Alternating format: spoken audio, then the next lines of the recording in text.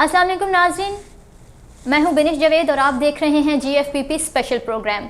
आज हमने इकबाल डे के हवाला से एक स्पेशल प्रोग्राम ऑर्गेनाइज़ किया है। हज़रत इकबाल जो किसी तारुफ़ के मोहताज नहीं, जो हमारे मशरिकी शायर हैं, हमारे कौमी शायर हैं, बल्कि मैं कहूँगी कि बैनुल अक़वामी शायर हैं। हज़रत इकबाल जो ना सिर्फ़ एक शायर बल्कि अज़ीम फ़लसफ़ी, अज़ीम रहनुमा, जो इस कौम की इस्लाह करके इस कौम को एक अज़ीम कौम बनाना चाहते थे। इस मकसद के लिए उन्होंने शायरी को ज़रिए के तौर पर इस्तेमाल किया। इसलिए हम कह सकते हैं कि उनकी शायरी महज शायरी नहीं थी बल्कि कौम के लिए एक पैगाम थी। मुख्तलिफ़ शोबाजात के लोगों ने उनकी शायरी को अपने लिए मोटिवेशन के तौर पर इस्तेमाल किया और उनकी शायरी से मोटिवेशन लेके अपने करियर की शुरुआत की। शोबिज़ की बात की जाए तो बहुत से फ़नकारों ने उनकी शायरी को मौसीकी में ढालकर अपने करियर की शुरुआत की और दुनिया में बहुत नाम पैदा किया। उनका एक बहुत खूबसूरत शेर, अकाबी रूह जब बेदार होती है नौजवानों में, नज़र आती है उनको अपनी मंजिल आसमानों में। आज हमने GFPP के स्टूडियो में एक उभरते हुए सितारे को मदऊ किया है। हमारे साथ हैं एमन जावेद जो एक उभरता हुआ सितारा हैं और किसी तारुफ़ की मोहताज नहीं, जो प्रोफेशन से एक सिंगर हैं, एक एक्ट्रेस हैं और पाकिस्तान का नया टैलेंट हैं। अस्सलाम वालेकुम एमन, कैसी हैं आप? वालेकुम अस्सलाम, मैं बिल्कुल ठीक हूँ। आप कैसी हैं? अल्हम्दुलिल्लाह। एमन, मुझे बताइएगा कि नाउ डेज़ आपकी क्या मसरूफ़ियात हैं? फ़र्स्ट ऑफ़ ऑल मैं GFPP वालों की बहुत शुक्रगुज़ार हूँ कि उन्होंने मुझे यहाँ पे बुलाया, इतनी इज़्ज़त बख्शी कि मैं अपने टैलेंट को GFPP के थ्रू लोगों तक पहुँचा रही हूँ। बहुत शुक्रिया। नाउ डेज़ मेरी मसरूफ़ियात, आपने मुझे जैसा कि मेरा प्रोफेशन है, सिंगिंग मेरा प्रोफेशन है और मैं सिंगिंग करती हूँ, एक्टिंग करती हूँ, मॉडलिंग करती हूँ। यही मेरा प्रोफेशन है और इससे मैं आजकल बहुत ज़्यादा बिज़ी हूँ। यही वर्क है मेरा। अच्छा एमन, हमारे नाज़रीन को बताइएगा कि आपके करंट कौन कौन से प्रोजेक्ट्स चल रहे हैं? बहुत ज़्यादा मसरूफ़ियात है। मेरा रिसेंटली एक सॉन्ग आया है और सॉन्ग के बाद एक मूवी में भी आप मुझे देखेंगे। इसका नाम रिवील नहीं कर सकती मैं, due to SOPs। Okay, due to SOPs। तो बस ऐसी कुछ मसरूफ़ियात चल रही हैं। अच्छा एमन, हमारे नाज़रीन को बताइएगा कि आपके करंट कौन कौन से प्रोजेक्ट्स चल रहे हैं?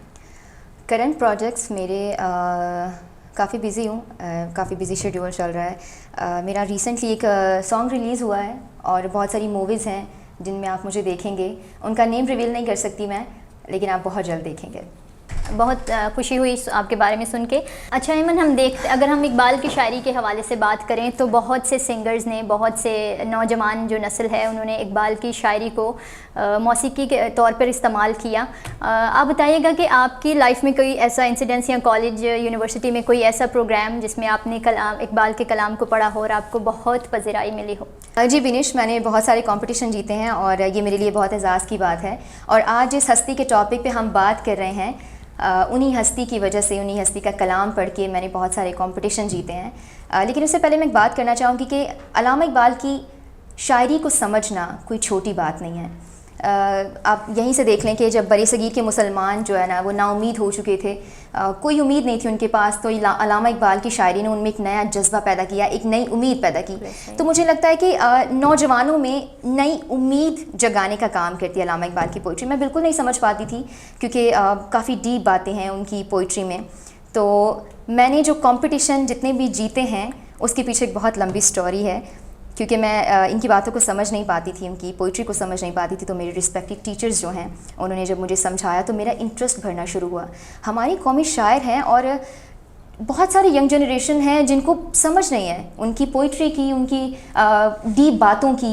तो जैसे जैसे मैंने उनके कलाम को पढ़ना शुरू किया, उनकी जो है ना कही हुई बातों में इंटरेस्ट लेना शुरू किया, तो मैंने जहाँ भी कभी मुझे मौका मिला कलाम इकबाल को पढ़ने का, तो मैंने कभी इस बात से गुरेज़ नहीं किया। मैंने बढ़ चढ़कर हिस्सा लिया। तो मैंने जहाँ भी उनके कलाम को पढ़ा है, मैंने बहुत पज़ीराई पाई है। जी एमन, बिल्कुल इकबाल की शायरी बिल्कुल ऐसे ही है जो नौजवानों के लिए एक उम्मीद है और उनको उनकी ज़िंदगी गुजारने, बेहतर ज़िंदगी गुजारने के लिए मैं समझती हूँ कि एक मोटिवेशन देती है। तो आप मुझे बताएं कि आपने अपनी एक स्कूल और कॉलेज लाइफ की हिस्ट्री बताई, तो मुझे बताएं कि इकबाल का कौन सा ऐसा कलाम था जिसने आपकी ज़िंदगी में यू टर्न का काम लिया और आपने उनकी पोइट्री को समझना शुरू किया? जी, बहुत ही खूबसूरत कलाम मुझे आज भी याद है। काफ़ी सालों पहले मैंने इस पे कंपटीशन जीता था, लेकिन मुझे आज भी बहुत अच्छे से याद है उनका एक खूबसूरत कलाम। वो ख़ुद तो दुनिया से चले गए, लेकिन अपनी कलाम के ज़रिए से वो आज भी दिलों पे राज करते हैं। जी बिनिश, इकबाल के जिस कलाम ने मुझे पज़िराई दी, मैं वो थोड़ा सा गुनगुना के, अगर आपकी इजाज़त हो तो जी सुनाऊं? जी, ज़रूर ज़रूर। ओके। जब इश्क सिखाता है आदाबे खुदागाही, खुलते हैं गुलामों पर, खुलते हैं गुलामों पर, खुलते हैं गुलामों पर, असरारे शहनशाही जब इश्क सिखाता है।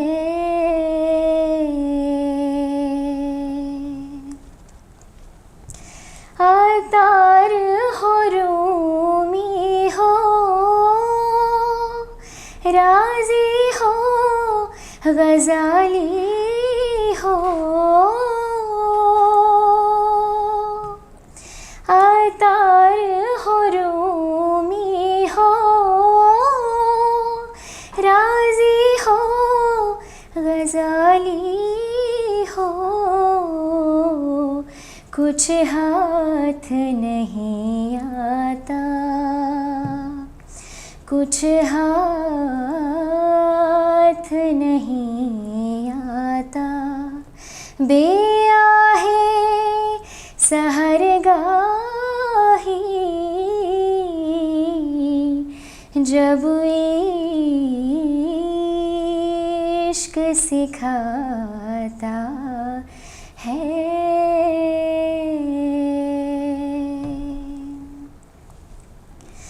आईने जवा मर्दा हक गोयो बेबाकी,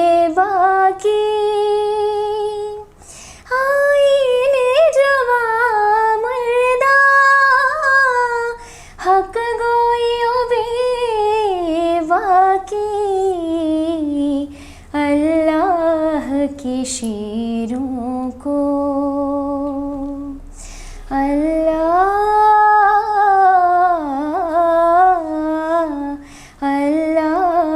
की शीरों को आती नहीं रुबाही जब इश्क सिखाता है।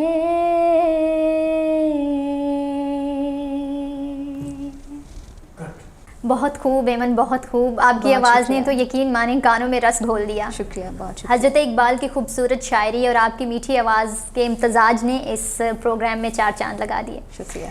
अच्छा एमन, मुझे बताइएगा कि आप एक फ़ीमेल हैं और आपका प्रोफेशन ऐसा है। एमन बताइएगा कि बीइंग अ फीमेल आपकी लाइफ में कौन कौन से हर्डल्स आए? हर सफ़र का जब हम आगाज़ करते हैं तो आसानियाँ नहीं होती, बहुत सी मुश्किलात का सामना करना पड़ता है। तो मुझे बताइएगा कि आपकी ज़िंदगी में भी ज़रूर ऐसी मुश्किलात आई होंगी, तो मुझे हमारे नाज़रीन को बताइएगा कि क्या आपके लिए ये सफ़र आसान था? बिल्कुल बेनिश, मेरे लिए सफ़र बिल्कुल आसान नहीं था। लड़की होने के नाते सिंगिंग में स्पेशली आगे जाना बहुत ही मुश्किल था, और तब जब हमें हर कोई लड़की समझ के जो तंग नज़रों से देख रहा होता है तो वो फिर वो उस तरह से बहुत मुश्किल हो जाता है। लेकिन मैं कहना चाहूँगी कि मेरी फैमिली बहुत सपोर्टिव है। मेरे फादर ने बहुत सपोर्ट किया मुझे, मेरी मदर ने बहुत सपोर्ट किया, उनकी दुआओं से आज मैं यहाँ हूँ। एंड सबसे बढ़कर बात अल्लामा इकबाल की शायरी ने, मैं जब भी नाउमीद होती थी तो मैं जब से मैंने अल्लामा इकबाल की शायरी को समझना शुरू किया, उनकी गहरी बातों को समझना शुरू किया, उनकी जो नौजवानों में नया जज्बा पैदा करने वाली जितनी भी शायरी थी मैंने उसको समझना शुरू किया, तो मुझ में एक नई उम्मीद पैदा हुई और फिर उन्हीं के कलाम से मैंने अपने करियर का आगाज़ किया। तो मैंने बहुत पज़िराई पाई। लेकिन सफ़र आसान नहीं है, हम कुछ भी शुरू करते हैं तो बहुत मुश्किल रहता है हमारे लिए। जी एमन, आप बिल्कुल ठीक कह रही हैं कि लड़की के लिए इस प्रोफेशन को आगे लेकर चलना बहुत मुश्किल है। हम अपने सराउंडिंग में भी देखते हैं कि लोग तंग नज़री से देखते हैं इस प्रोफेशन को, और मुझे बहुत खुशी हुई इस बात को सुन के कि आपके पेरेंट्स जो हैं वो बहुत सपोर्टिव हैं और इस तरह से अपनी बेटियों को सपोर्ट करना चाहिए। एमन, आप बताइएगा कि आप इस प्रोफेशन के हवाले से नए आने वाले सिंगर्स को क्या पैगाम देना चाहेंगी? जी विनिश, नौजवान नस्ल को मेरा यही पैगाम है कि हमें बिल्कुल घबराना नहीं है, हार नहीं माननी। हमारे बहुत सारे ऐसे कौमी शायर हैं जिन्होंने अपनी शायरी के ज़रिए एक नौजवान नस्ल में जोश और जज्बा पैदा किया, एक नई उम्मीद जगाई।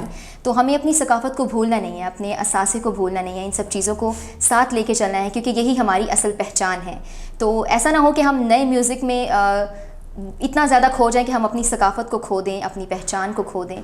यही हमारी पहचान है और हमें इसी को कायम और दायम रखना है। जी एमन, आप बिल्कुल ठीक कह रही हैं, और इकबाल भी अपनी शायरी के ज़रिए हमें यही पैगाम देते हैं कि इंसान की ज़िंदगी में जिस कदर मुश्किलात दरपेश आती हैं उसको उस कदर ही बाहिम्मत होना चाहिए। आपकी मेहनत में इस कदर लगन और तसलसल होना चाहिए कि आपकी मेहनत इश्क की सूरत अख्तियार कर ले। इकबाल के बहुत खूबसूरत शेर के साथ इस शो का इख्तिताम करती हूँ। दयारे इश्क में अपना मुकाम पैदा कर, दयारे इश्क में अपना मुकाम पैदा कर, नया ज़माना, नई सुबह, नई शाम पैदा कर। इसी के साथ अपनी होस्ट बिनिश जावेद को इजाज़त दीजिए। नेक्स्ट फिर एक नए टॉपिक के साथ मुलाकात होगी। अल्लाह हाफिज़।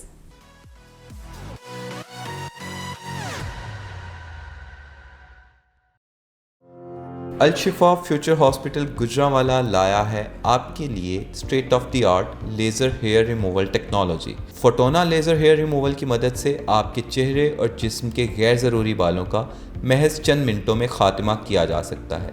अगर आप अपने चेहरे और जिस्म के गैर ज़रूरी बालों से निजात हासिल करना चाहते हैं तो देर न कीजिए, अभी हमारे दिए गए नंबर्स पर राब्ता करें।